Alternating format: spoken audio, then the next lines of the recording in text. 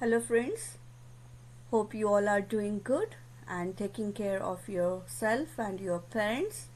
And so, today I'm back with the health and diseases part 4. So, we have seen what is health and disease. So, today we are going to see some new um, topics, new diseases. Okay. So, today we are going to learn what is non infectious disease. Diseases which do not occur through infections and body contacts are called as non-infectious disease. So non-infectious disease यानी किसी के contact में आने से disease transfer नहीं होता है. The disease which do not transfer from one person to another person by any contact. Okay, तो उसी को नॉन इन्फेक्शियस डिसीज बोला जाता है. Such diseases arises in human body itself due to certain reason. But ये diseases कैसे होते हैं? तो ये diseases कुछ reasons के वजह से, कुछ कारणवश वो person के अंदर में ये पाए जाते हैं. So today we are going to see 3 diseases of non-infectious disease. The first is cancer, second one is diabetes, and third one is heart disease. So let's see.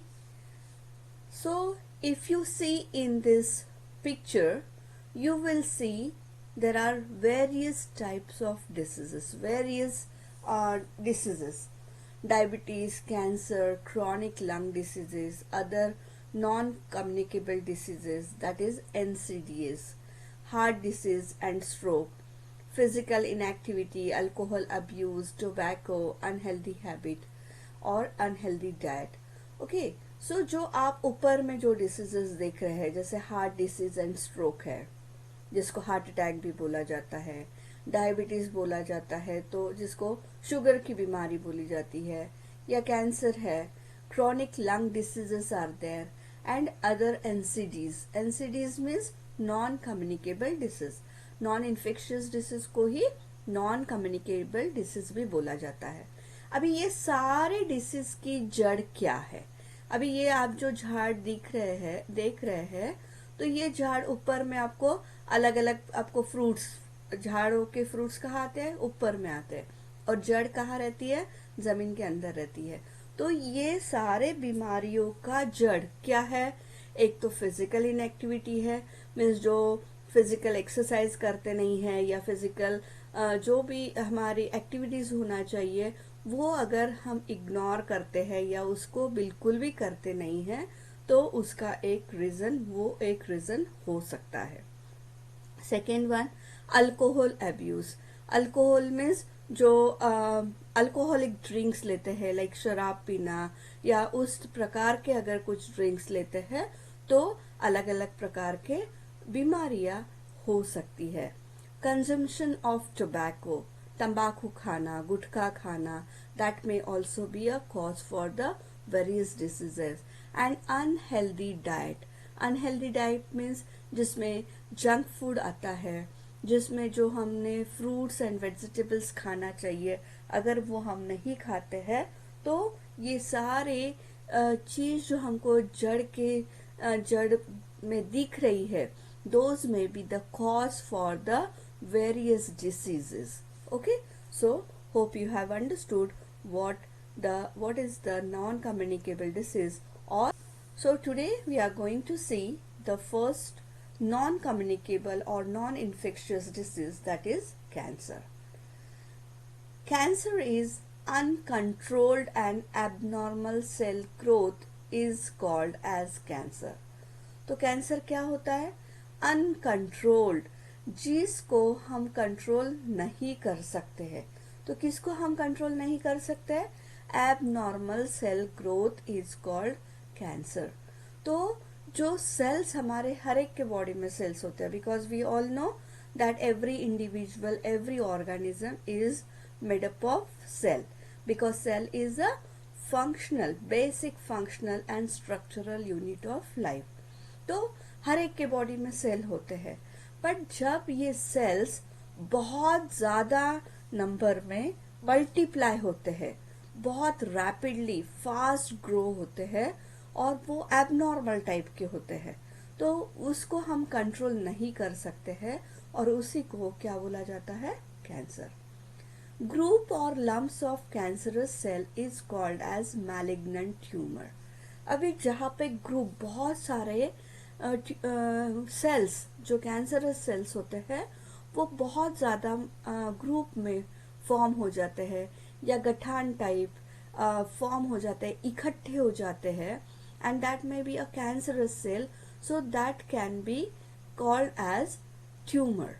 Okay, so tumour आपने गठान देखी होंगी, guard जिसको बोलते हैं, अगर वो देखे होंगे तो उसको ट्यूमर भी बोला जाता है। अगर वो ट्यूमर, कभी कभी वो ट्यूमर नॉर्मल भी हो सकता है, बट कभी कभी वो ट्यूमर कैंसर का भी हो सकता है। और जो कैंसर का ट्यूमर होता है उसको मैलिग्नेंट ट्यूमर कहा जाता है। तो एक्चुअली कैंसर दो प्रकार के होते हैं, एक बिनाइन और एक मैलिग्नेंट। तो मैलिग्नेंट अगर बोला गया या मैलिग्नेंसी अगर बोला गया तो दैट मैलिग्नेंसी और malignant is a cancerous tumour. Okay, cancer can occur in various organs like lung, mouth, tongue, stomach, breast, uterus, skin and tissues like blood.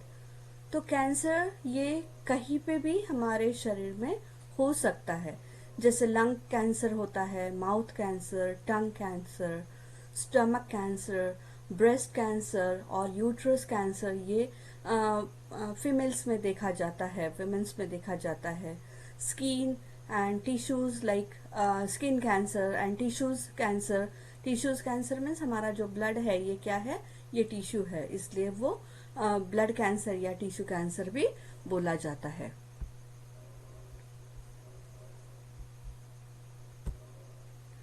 तो कैंसर जैसे मुंह का कैंसर है, कंजम्पशन ऑफ टोबैको, गुटखा, हम देखते हैं कि काफ़ी इवन छोटे छोटे बच्चे भी, college going students, even some women also, they consume tobacco या गुटखा।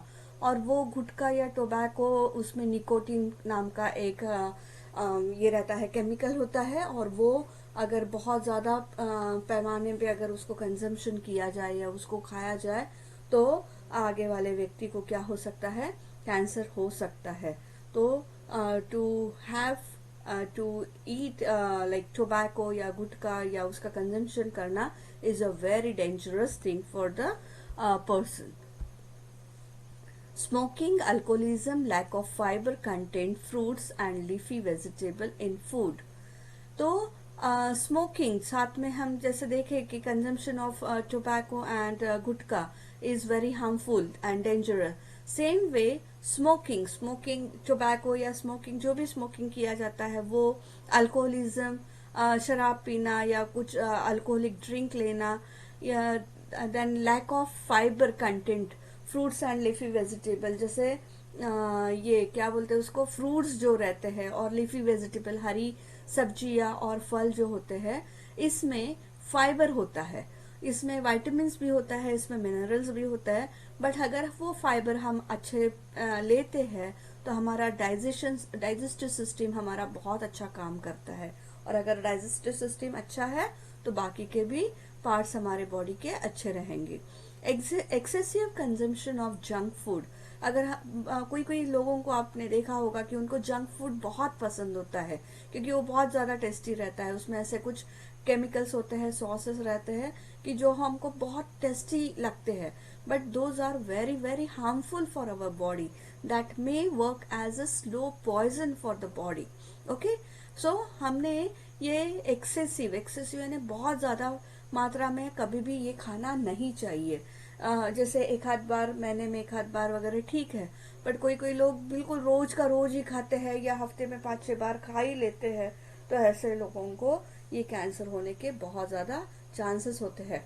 और ये एकाएक ये नहीं दिखता है, कैंसर के जो भी सिम्टम्स होते हैं ये एकाएक नहीं दिखते, ये तो स्लोली दिखते हैं, और जब वो दूसरी या तीसरी स्टेज में इंसान पहुंच जाता है तब वो कैंसर के सिम्टम्स देखने मिलते हैं। Some of the many people possible reasons, so ये smoking, alcoholism, lack of fibre content, fruit food, excessive consumption of junk food, that may be the possible reasons for the cancer. Heredity may also be a reason. Heredity जैसे अगर माता या पिता को, हमारे father या mother को, अगर किसी के जेनेटिक इसमें जीन्स में डीएनए में अगर कुछ बदलाव आ गया होगा, उसमें म्यूटेशन हुआ होगा, तो वो म्यूटेशन की वजह से आगे वाले जनरेशन में वो चीज को कैरी कर सकता है. Symptoms: chronic cough, hoarse voice, difficulty in swallowing. तो क्रॉनिक कफ, जिसको किसी को बहुत ज्यादा समय तक अगर कफ है, मीन्स खांसी है, तो that may be a symptom. Horse voice, तो जिसके आवाज एकाएक, आवाज जो नॉर्मल वॉइस होती है वो एकाएक अगर चेंज हो जाती है, so that may be a symptom. Difficulty in swallowing, swallowing means हम अगर कुछ खाते हैं तो उसको निगलने के लिए हमको जो डिफिकल्टी होती है, that may be also symptom. Incurable scar and inflammation, अगर कहीं मुंह में छाले आ जाते हैं या कुछ जख्म हो जाती है और वो कहीं समय तक वो ठीक नहीं होती है, उसमें इन्फ्लेमेशन, उसमें सूजन है, उसमें दर्द है, तो ऐसा भी सिम्टम हो सकता है. Lump in breast, particularly in ladies, womens में ब्रेस्ट कैंसर जो होता है, जहाँ पे गठाने, ब्रेस्ट में गठाने आ जाती है, so that is known as the breast cancer. So that may be one of the symptom. Then another symptom, unexplained weight loss. एकाएक एक आधे पर्सन का एकदम से वेट लॉस हो जाना, एकदम वजन घट जाना, तो that may be a symptom for the cancer. Always remember, controlled diet helps to prevent some types of cancer. अगर हम कुछ भी जो खाना खाते हैं या जो भी हम उसके अलावा जो चीजें खाते हैं, अगर वो प्रॉपर कंट्रोल में रहे, तो दैट में प्रिवेंट, वो कैंसर से हमें रोक सकता है. और हमारा जो रोज का जो खाना रहता है वो भी कंट्रोल में होना बहुत जरूरी होता है. Okay, but that should be a balanced and healthy diet. Physical exercise along with modern treatment is more beneficial to cure the cancer. अभी फिजिकल एक्सरसाइज जैसे आसन है, योगासन है, या फिजिकल वार्म अप है, रेगुलर मॉर्निंग इवनिंग में अगर हम फिजिकल एक्सरसाइज करते हैं, वॉकिंग करते हैं, तो and along with the modern treatment, तो ये कैंसर को क्योर करने के लिए बहुत फायदेमंद होता है. Avoid addiction like tobacco, chewing, smoking etcetera. कभी भी टोबैको, चूइंग या स्मोकिंग नहीं करना चाहिए या उसके एडिक्ट नहीं बनना चाहिए. Discuss the control of cancer and prepare poster for the displaying in classroom. जब आप आपके क्लास में आओगे तो आप अपने फ्रेंड्स के साथ में बैठ के कैंसर के बारे में आपको क्या प्रिवेंटिव मेजर्स है या उस पर क्या कंट्रोल कर सकते हैं, ऐसा कुछ आपको एक पिक्चर या पोस्टर आपको बनाना है और आपके क्लास में उसको लगाना है. Then here you can see the various types of picture, है ना. माउथ के आपको सारे जगह पे ये माउथ का पिक्चर दिख रहा है, तो अलग अलग माउथ के पार्ट और अलग अलग जगह पे कैंसर होने के चांसेस होते हैं. जैसे गले का कैंसर है, फेफड़ों का कैंसर है, बहुत अलग अलग प्रकार के कैंसर है. पेट का कैंसर होता है, ब्लड कैंसर जो मैंने आपको टिश्यू कैंसर बोला था. सो टिश्यू जो हमारे रहते हैं, तो ब्लड क्या है, हमारा टिश्यू है. So tissue cancer means blood cancer. Then breast cancer जो कि वुमेन्स में, औरतों में ये देखा जाता है, लेडीज में देखा जाता है. देन त्वचा का कैंसर, तो ये अलग अलग प्रकार के ऐसे, हड्डियों का कैंसर, बोन कैंसर, तो बहुत सारे प्रकार के कैंसर कहीं पे भी बॉडी में हो सकते हैं. मस्तिष्क का cancer, brain cancer. Okay, so do you know modern diagnostic and treatment of cancer. Various techniques like CT scan, MRI scan, mammography, biopsy are used in diagnosis of cancer. तो ये टेक्निक है, अलग अलग टेक्निक्स है, जो अलग अलग machines होती है, तो वो मशीन के जरिए उस पर्सन को चेक किया जाता है और उसको अगर सिम्टम्स दिखते हैं तो उस पर्सन को MRI या मैमोग्राफी या CT स्कैन या बायोप्सी क्या किया जाता है, रेकमेंड किया जाता है. और अगर वो टेस्ट करते हैं, वो इन्वेस्टिगेशन करते हैं और उसमें अगर पाया जाता है तो वो कैंसर को डिटेक्ट करने के लिए ये सारी टेक्निक्स क्या होती है, बहुत हेल्पफुल होती है. In case of treatment along with conventional method like chemotherapy, chemo means chemicals. तो केमिकल्स के जरिए वो कैंसरस सेल को डिस्ट्रॉय किया जाता है, उसको नष्ट किया जाता है, उसी को कीमोथेरेपी बोला जाता है. आपने काफी बार देखा होगा, इवन मैंने अभी आपने ऑब्जर्व किया कि नहीं मालूम नहीं, बट अगर जब भी जो भी मैंने पिक्चर्स डाले हैं उन लोगों के सर पे बाल नहीं है, तो ये कीमोथेरेपी जब जो लेते हैं तो उनके सिर के बाल चले जाते हैं, क्योंकि वो केमिकल्स बहुत ही ज़्यादा हाई पावर के रहते हैं, जिसके वजह से उनको उनमें वो इफेक्ट देखने मिलता है. Then radiation therapy, radiation various अलग अलग रेडिएशंस के थेरेपी के थ्रू भी वो सेल्स को डिस्ट्रॉय किया जाता है. कैंसरस सेल्स जो रहते हैं, एबनॉर्मल ग्रोथ, एबनॉर्मल जो सेल्स होते हैं उसको कैंसरस सेल बोला जाता है. तो वो सेल्स को क्या करा किया जाता है, डिस्ट्रॉय किया जाता है. और कभी कभी कुछ बॉडी ऑर्गन्स को या कुछ बॉडी पार्ट्स को निकालना भी जरूरी होता है, उसको सर्जरी या ऑपरेशन कहा जाता है. Modern techniques like robotic and laparoscopic surgery are also followed. तो लेप्रोस्कोपिक यानी छोटा सा एक ऑपरेशन करके कुछ पार्ट को अगर निकालना है या कुछ सेल्स को वहां से डिस्ट्रॉय करना है, तो उसमें रोबोटिक एंड लेप्रोस्कोपिक सर्जरी में भी वो बहुत फायदेमंद या यूजफुल होता है. अभी हमने इसके पहले के इसमें देखा था कि MRI that which is a one of the technique. तो ये MRI क्या है हम देखते हैं. मैग्नेटिक रेजोनेंस इमेजिंग, MRI का लॉन्ग फॉर्म क्या है, magnetic resonance imaging. uses a large magnet and radio waves to look at organs and structures inside your body. अभी यहाँ पे क्या होता है इस मशीन में कि बहुत बड़ा एक मैग्नेट होता है और रेडियो वेव्स के हेल्प से अपने बॉडी के अंदर के जितने ऑर्गन्स और स्ट्रक्चर है उसको हर एक चीज को वो क्या करता है, डिटेक्ट करता है. किसके थ्रू, रेडियो वेव्स और मैग्नेट के through. Health care professional use MRI scan to diagnose a variety of conditions from torn ligaments to tumour. अभी ये MRI की मशीन को चलाने के लिए हेल्थ केयर प्रोफेशनल जो रहते हैं उनको एक प्रॉपर ट्रेनिंग दिया जाता है. और ये प्रोफेशनल्स क्या करते हैं, उस पेशेंट को उस मशीन के द्वारा वो डायग्नोसिस करने के लिए, उसको ट्रीटमेंट के लिए वो क्या करा जाता है, डायग्नोस किया जाता है. और जैसे एक आधा बाल समान एक आधा लिगामेंट, हमारे जो लिगामेंट्स होते हैं बहुत छोटे छोटे, बहुत दुबले पतले और ऐसे लिगामेंट लाइक बाल समान होते हैं, तो बड़े बड़े ट्यूमर्स गठाने तक ये वहां पे डिटेक्ट कर सकता है. MRIs are very useful examining the brain and spinal cord.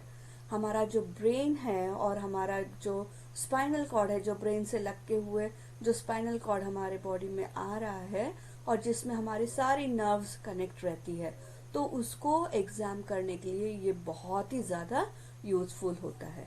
तो मैं आपको एक छोटा सा वीडियो दिखाना चाहती हूँ ताकि आपको MRI कैसा होता है, क्या होता है, दैट इज़ वेरी इंटरेस्टिंग. और ये आपके सिलेबस में नहीं है, but still I want to show this. Okay, तो आप एक ये वीडियो जो MRI का है वो आप देखिए. Hi there. My name is Paprika. I am delighted to explain the MRI exam procedure. This is a magnetic resonance imaging scanner. But let's just call it an MRI. We can observe almost every part of the body from head to foot and from every angle with this imaging device, particularly the internal organs. And if we have a clear idea of what we are looking for, we can attain great results.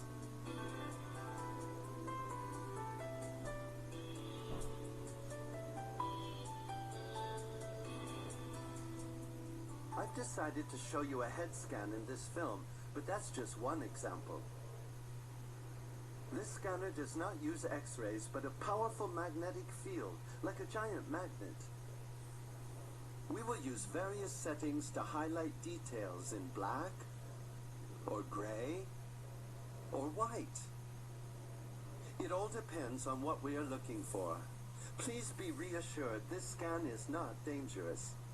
Nonetheless, we must be careful because of the magnetic field.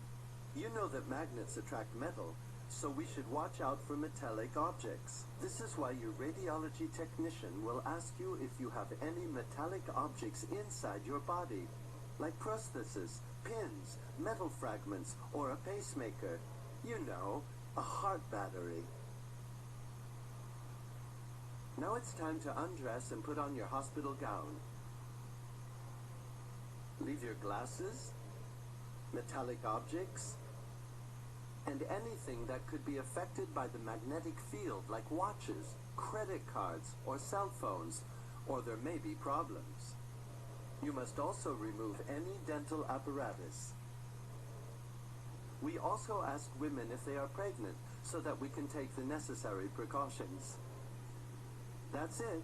Now we can go into the scanning room. Wow, what a beautiful imaging device. What do you think? The radiology technician will help you onto the examination table and give you an injection if necessary. Professionals call this placing a venous catheter through which a substance can be injected during the scan. There is no unpleasant side effect, and it enables us to observe your internal organs even better. The procedure goes as follows. You lay comfortably on your back. We place a strange box over your head. It's actually an antenna. Don't worry, it's not uncomfortable. This is a little pear-shaped bell. If you have a problem, you can call me by pressing on it. I'm placing it in your right hand. Then you are slid into the tunnel, which is open at both ends. You see? Now all you have to do is stay calm. You might even fall asleep. Oh, I forgot. The MRI makes a little noise. Listen. It's normal and will happen off and on between moments of silence during the scan. So, what else do I need to tell you? Oh, right. If you have a problem during the scan, which lasts about 45 minutes, you can signal us at any time. Your images will be interpreted by the radiologist in charge of the exam. She will send the results to your attending physician in the following days.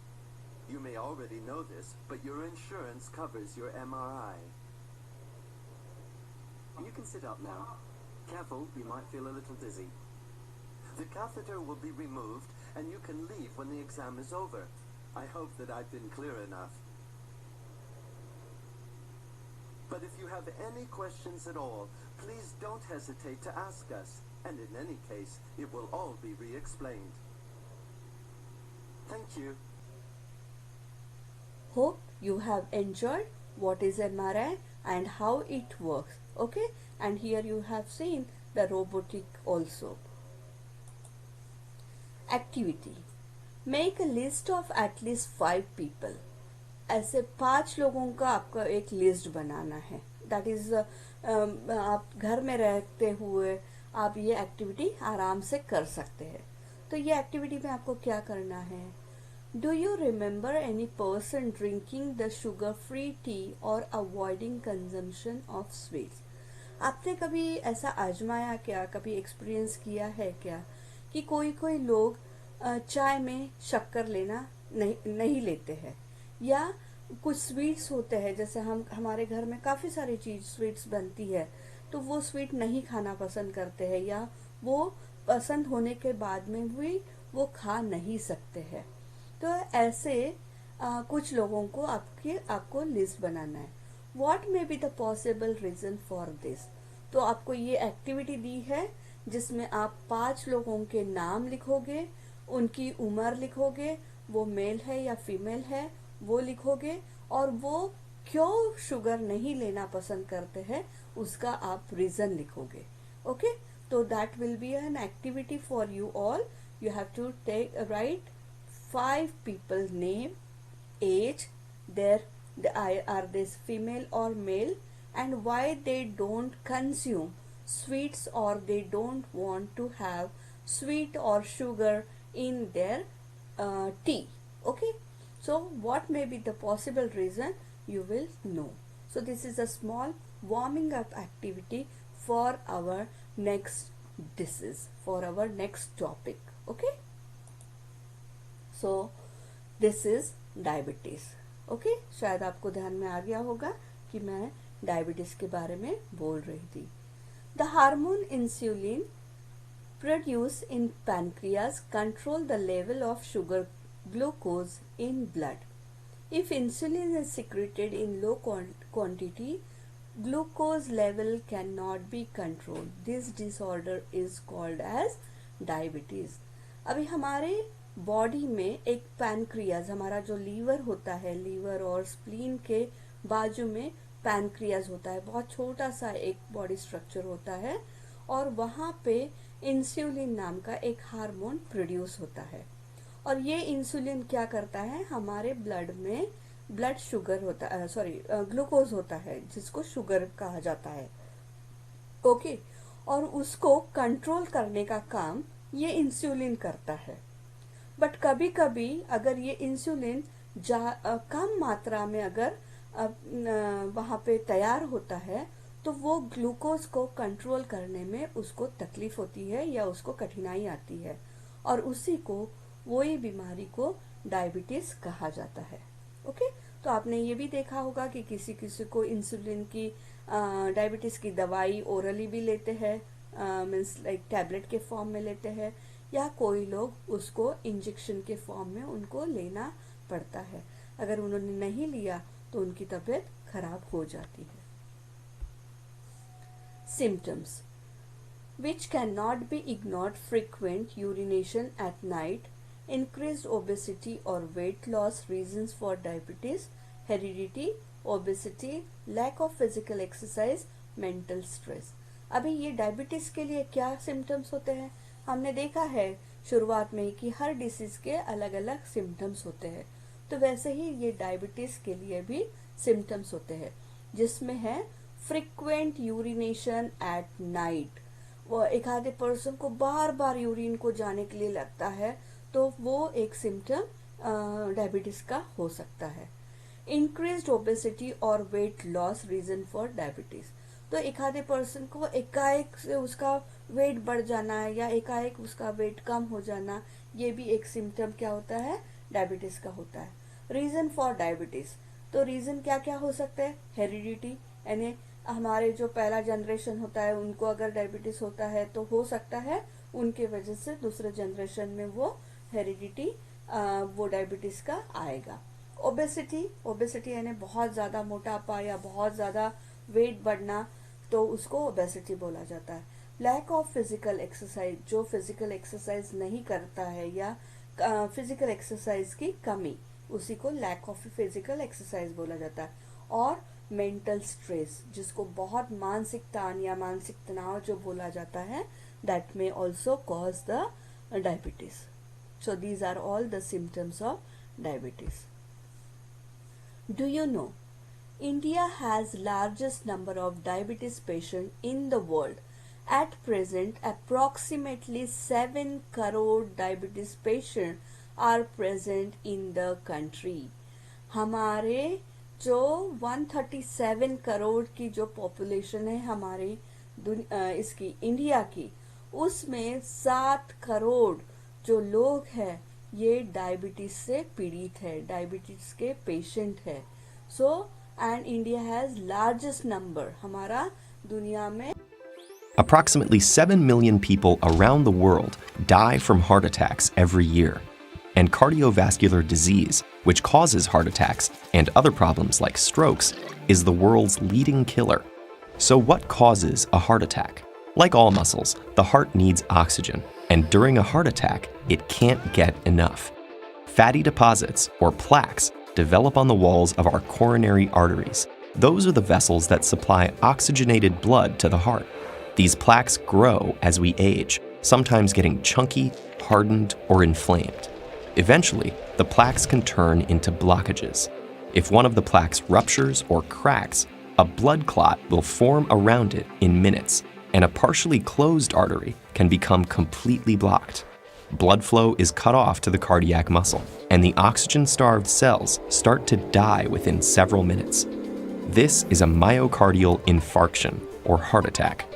Things can rapidly deteriorate in the absence of treatment. The injured muscle may not be able to pump blood as well, and its rhythm might be thrown off. In the worst-case scenario, a heart attack can cause sudden death. And how do you know that someone is having a heart attack? The most common symptom is chest pain caused by the oxygen-deprived heart muscle. Patients describe it as crushing or vice-like. It can radiate to the left arm, jaw, back, or abdomen, but it's not always as sudden and dramatic as it is in the movies. Some people experience nausea or shortness of breath. Symptoms may be less prominent in women and the elderly. For them, weakness and tiredness may be the main signal. And surprisingly, in many people, especially those with diabetes, which affects the nerves that carry pain, a heart attack may be silent. If you think that someone might be having a heart attack, the most important thing is to respond quickly. If you have access to emergency medical services, call them. They're the fastest way to get to a hospital. Taking aspirin, which thins the blood, and nitroglycerin, which opens up the artery, can help keep the heart attack from getting worse. In the emergency room, doctors can diagnose a heart attack. They commonly use an electrocardiogram to measure the heart's electrical activity, and a blood test to assess heart muscle damage. The patient is then taken to a high-tech cardiac suite, where tests are done to locate the blockages. Cardiologists can reopen the blocked artery by inflating it with a balloon in a procedure called an angioplasty. Frequently, they also insert a metal or polymer stent that will hold the artery open. More extensive blockages might require coronary artery bypass surgery. Using a piece of vein or artery from another part of the body, heart surgeons can reroute blood flow around the blockage. These procedures reestablish circulation to the cardiac muscle, restoring heart function. Heart attack treatment is advancing, but prevention is vital. Genetics and lifestyle factors both affect your risk, and the good news is that you can change your lifestyle. Exercise, a healthy diet, and weight loss all lower the risk of heart attacks, whether you've had one before or not. Doctors recommend exercising a few times a week, doing both aerobic activity and strength training. A heart-healthy diet is low in sugar and saturated fats, which are both linked to heart disease. So what should you eat? Lots of fiber from vegetables, chicken and fish instead of red meat, whole grains, and nuts like walnuts and almonds all seem to be beneficial. A good diet and exercise plan can also keep your weight in a healthy range, which will lower your heart attack risk as well. And of course, medications can also help prevent heart attacks. Doctors often prescribe low-dose aspirin, for example, particularly for patients who've already had a heart attack and for those known to be at high risk. And drugs that help manage risk factors, like high blood pressure, cholesterol, and diabetes, will make heart attacks less likely too. Heart attacks may be common, but they don't have to be inevitable.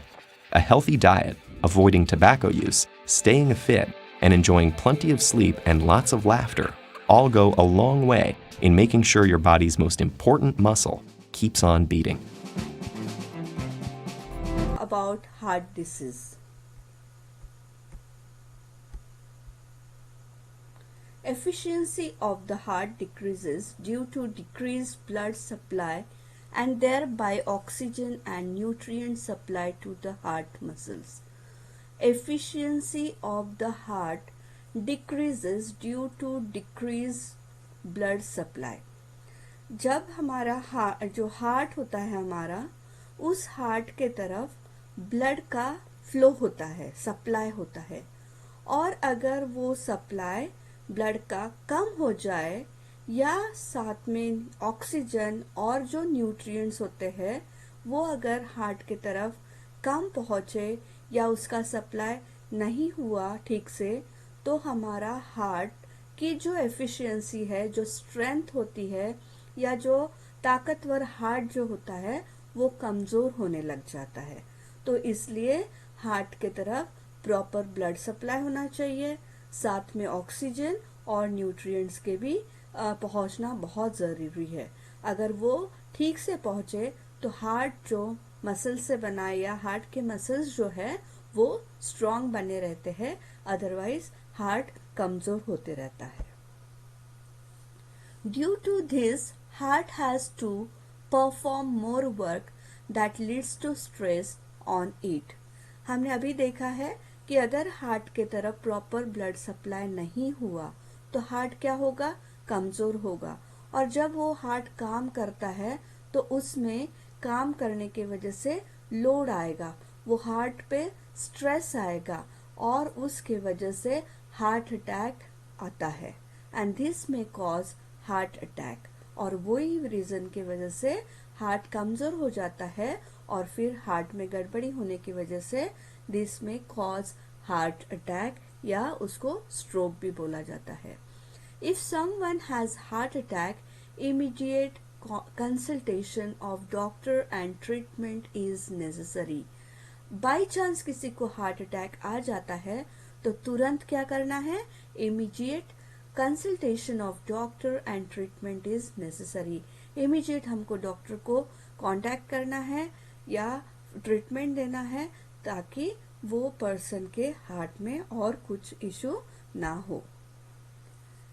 Heart disease warning sign या symptom. One should not ignore these symptoms. Severe chest pain, pain in shoulder, neck and arms, cramps in hand, uneasiness, tremors. अभी क्या क्या symptoms होते हैं अगर किसी को heart attack आ रहा है या आया है तो सिम्टम्स क्या होते हैं, उसके चिन्ह क्या होते हैं. तो वो पर्सन के हार्ट में बहुत ज़बरदस्त पेन होना, जो शोल्डर्स होते हैं, कंधे होते हैं, उसमें पेन होना या कंधों के पीछे साइड में पेन होना, नेक एंड आर्म्स गले में या जो हाथ है उसमें दर्द होना, cramps in hand and uneasiness, cramps हाथों में जकड़न होना, एंड ट्रेमोर्स मीन्स जैसे हाथ लड़खड़ाना या हाथ कांपना, क्योंकि वो हार्ट अटैक ये blood supply even neuro means हमारे ब्रेन की तरफ से भी उसको कुछ प्रॉब्लम हो सकता है, इसलिए उस पर्सन के हाथ कांपना चालू हो जाता है and that person feels uneasy, he doesn't feel comfortable, उसको अनईजी फील होता है.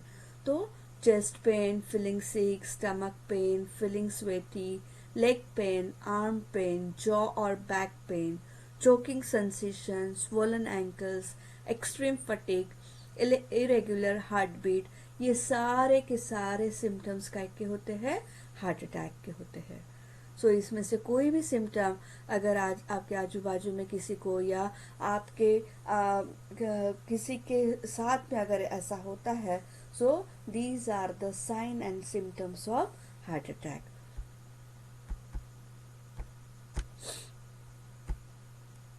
Reason of heart attack. तो ये हर डिसीज के लिए रीजन भी होता है और उसके सिम्टम्स भी होते हैं. तो अब will see what are the reasons of heart attack. Smoking, alcoholism, diabetes, hypertension, obesity, lack of physical exercise, heredity, mental stress, anger and anxiety. These are the various types of reasons for the heart attack. First aid for heart disease. तो अगर कोई person को heart disease है या heart attack आता है तो सबसे पहले क्या करना है, 108 ये एम्बुलेंस का नंबर होता है. तुरंत अपने फोन से 108 पे कॉल करना ताकि इमीडिएट वो पेशेंट के लिए क्या होगा, इमीडिएट उसके लिए हम डॉक्टर के पास उसको लेके जाने के लिए हमको सुविधा प्राप्त हो सकती है. Check the consciousness of patient by shaking the shoulder. और उस पेशेंट के शोल्डर्स को शेक करना है ताकि वो कॉन्शियस रहे, ताकि वो होश में रहे, वो अनकॉन्शियस ना हो. So these are the basic first aid tips है कि वो पेशेंट को आपको हिलाते रहना है, उसके शोल्डर्स को हिलाते रहना है ताकि वो होश में रहे. CPR. Keep the patient lying on the back in horizontal position on hard surface and perform compression only life support, COLS.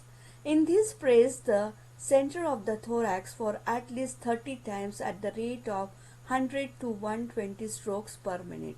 एक मिनट में 100 से 120 स्ट्रोक्स उस पर्सन को मिलने से उसका जो हार्ट में जो कुछ गड़बड़ी हुई होंगी उसको सुधारने के लिए एक हमको CPR के थ्रू हम उसको कॉन्शियस रख सकते हैं या उसके हार्ट के फंक्शन प्रॉपर लाने के लिए ये CPR काफ़ी टाइम हेल्पफुल रहता है. So let's see a small video how the CPR is given. CPR. The first step is to send someone to call your local emergency response number or call it yourself. Then get directly over the victim. Put the heel of one hand in the center of the chest. Then put your other hand on top of the first. Then push hard and fast in the center of the chest until help arrives. It's important to push, giving 100 to 120 compressions per minute, which is about the same tempo as this song. Let's hope you never have to use hands-only CPR. But if you see a teen or adult suddenly collapse, don't be afraid to try it. Remember, call your local emergency number, then push hard and fast in the center of the chest until help arrives. Your actions. Hope you have understood how the CPR is given.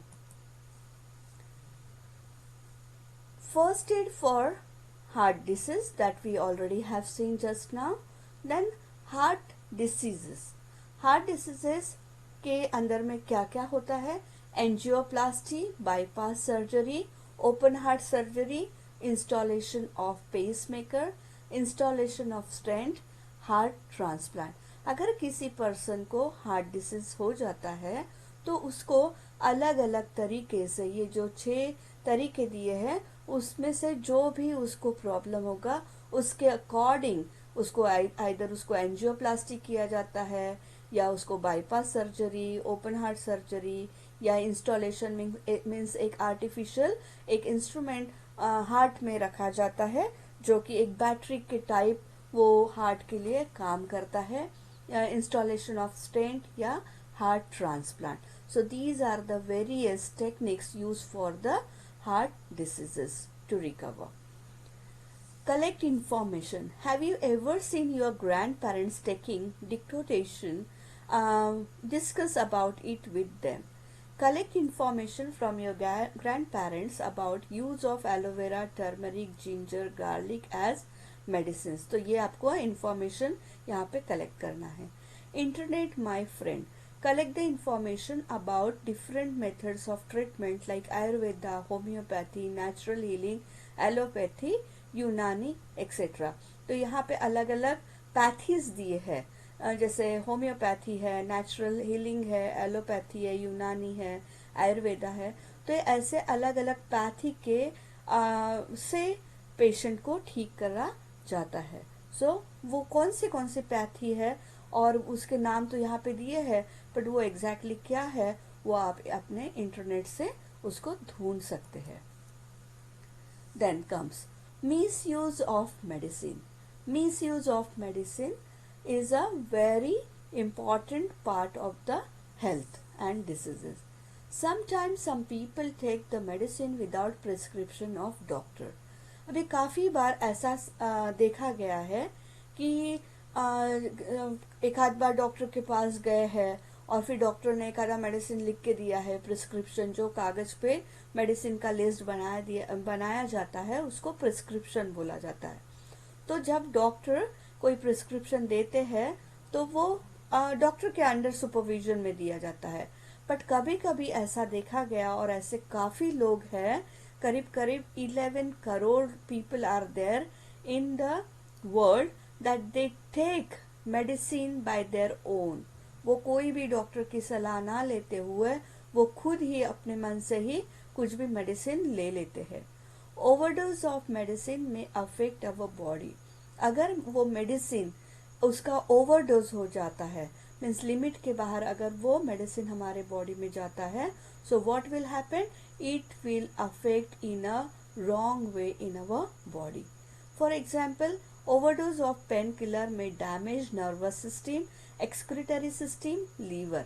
एक example दिया गया है कि अगर कोई pain killer, अगर उसका ज़्यादा मात्रा में वो कोई पर्सन अगर उसको लेता है तो उसकी नर्वस सिस्टम यानी ब्रेन, स्पाइनल कॉर्ड से रिलेटेड जो भी सिस्टम बनी है, एक्सक्रीटरी सिस्टम एंड लीवर, तो ये डैमेज होने के चांसेस होते हैं. Overdose of antibiotics may lead to nausea, stomachache, dysentery, rash, white patches on tongue, etc. अगर एंटीबायोटिक ज़्यादा मात्रा में लिया गया तो नौशिया, चक्कर आना, जी मचलाना, या फिर पेट में दर्द देना, dysentery, watery loose motions, then rashes, white patches on tongue, ऐसे टाइप के कुछ सिम्टम्स बॉडी पे दिखने लग जाते हैं. Think about it. Poor people do not afford the costly medicine.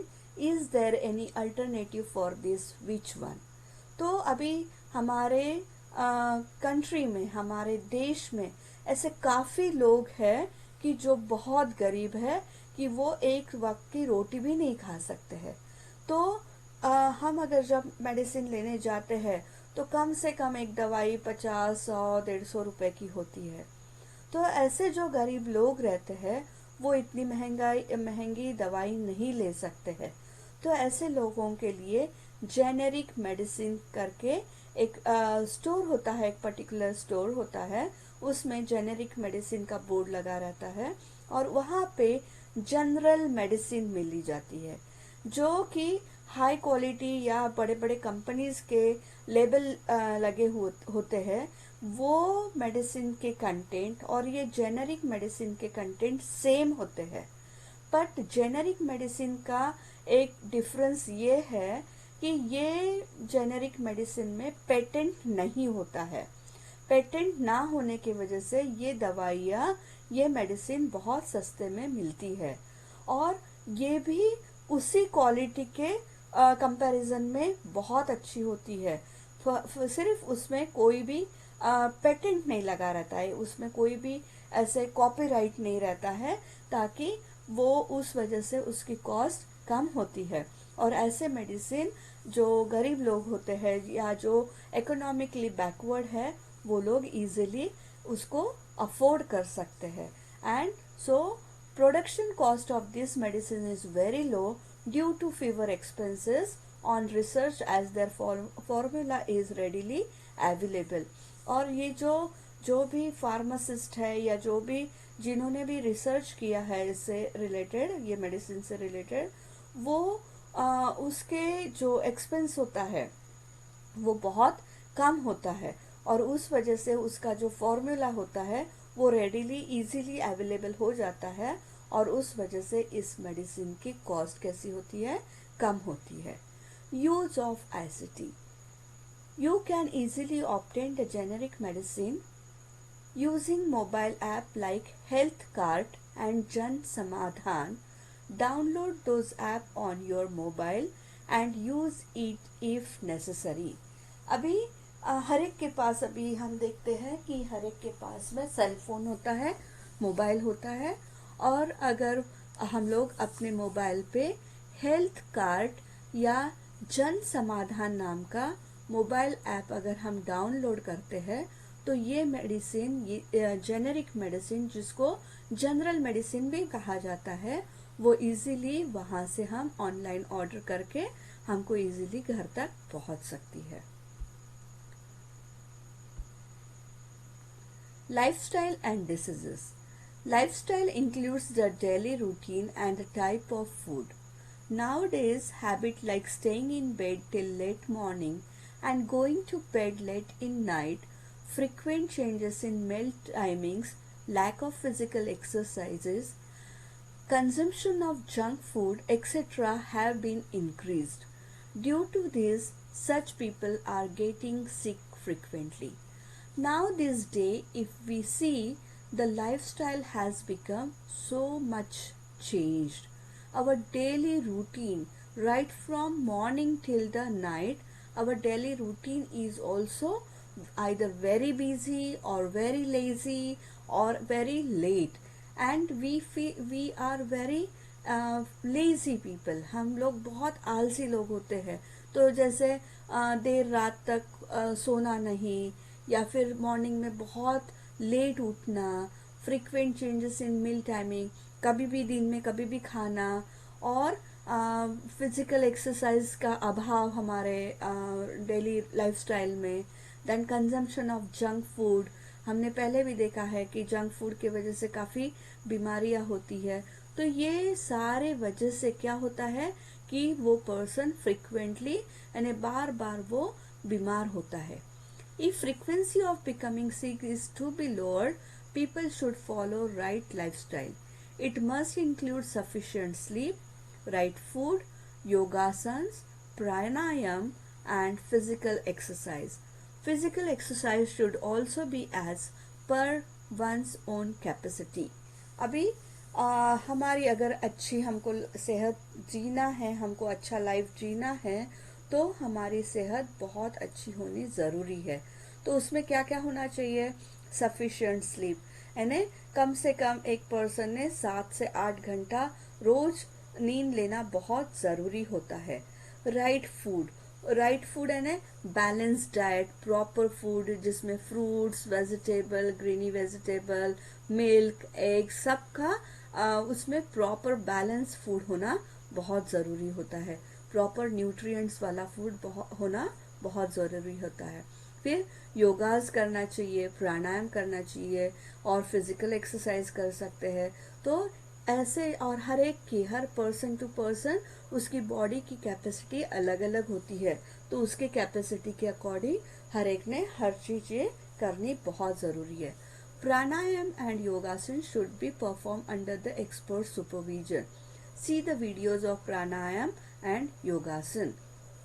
तो जब भी हम प्राणायाम या योगासन करते हैं, तो ये एक आधा जो एक्सपर्ट होता है, जिसको उसके बारे में सारा नॉलेज होता है, ऐसे एक्सपर्ट के सुपरविजन में वो प्राणायाम और योगासन करना बहुत ज़रूरी होता है। और उसके लिए हम अपने इंटरनेट के द्वारा कुछ वीडियोस भी देख सकते हैं। Vaccination is important to prevent the infectious diseases.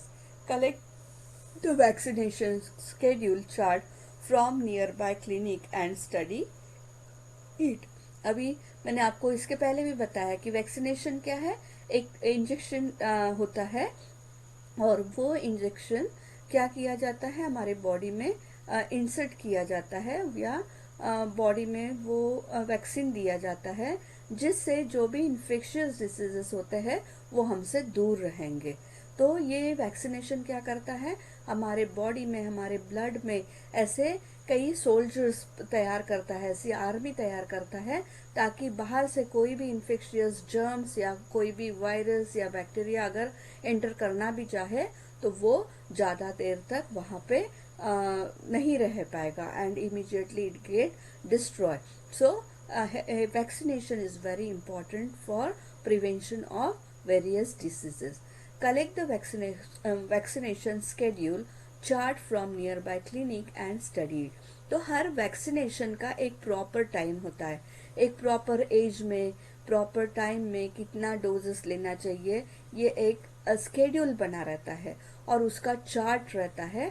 आप कोई भी नियर बाय जो हॉस्पिटल्स है या क्लिनिक्स है, वहाँ से आप डॉक्टर के परमिशन से वो हासिल कर सकते हैं।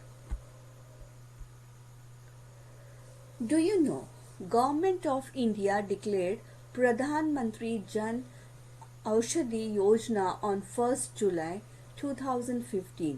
In this scheme, best quality medicines are made available in affordable prices to citizens. Jan Aushadhi stores are launched for this purpose. तो 1 जुलाई 2015 से प्रधानमंत्री जन औषधि योजना हमारे गवर्नमेंट ने चालू की है, और इसमें काफ़ी कम प्राइसेस में लोगों को ये दवाई दी जाती है। Indian companies exports the generic medicine on large scale. However, those medicines are sold under brand name with high prices in India. In America, 80% medicine used are generic. Due to this, hundreds of billions of money is saved there. अभी क्या होता है कि हमारे India में Indian companies export generic medicine on large scale. Export means यहाँ से वो दूसरे कंट्रीज में मेडिसिन भेजते हैं. However, those medicines are sold under brand name with high prices in India.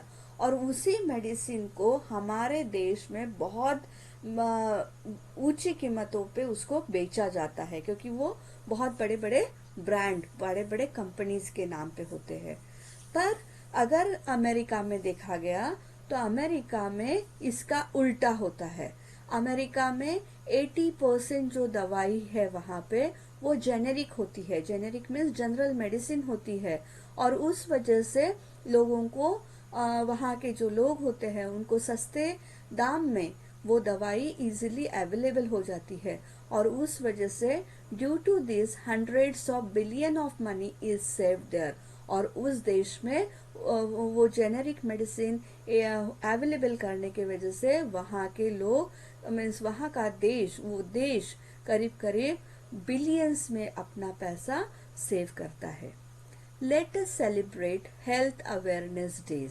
अभी यहाँ पे 4 डेज दिए हैं. एक है 7 अप्रैल वर्ल्ड हेल्थ डे, 29 सितंबर वर्ल्ड हार्ट डे जो भी आने वाला है, 14 जून world blood donation day, and 14 नवंबर World Diabetes Day. 14th November even we celebrate as a Children's Day in our country. Understand the importance. Blood donation, 1 unit blood donated by a person can fulfill the needs of 3 person at a time. For example, RBC, WBC and platelets. One can save the life of 12 person by donating the blood for 4 times a year. अभी 1 unit of blood means क्या? 1 unit of blood means 125 ml. Okay, 125 ml ये एक unit होता है. अगर 1 unit of blood is donated by a person, so 3 लोगों की requirement, 3 लोगों की जो ज़रूरत होती है वो फुलफिल होती है. कैसे? तो ब्लड में आरबीसी होती है जो कि रेड ब्लड कार्पोसल्स होते हैं, डब्ल्यूबीसी होते हैं जो कि वाइट ब्लड कार्पोसल्स होते हैं, और प्लेटलेट्स होते हैं. तो अगर किसी में कुछ आरबीसी कम है, डब्ल्यूबीसी कम है या प्लेटलेट्स है, तो उसको उस जरिए दे के उसकी जान वहाँ पे बचा सकते हैं. और one can save the life of 12 person by donating the blood for 4 times a year.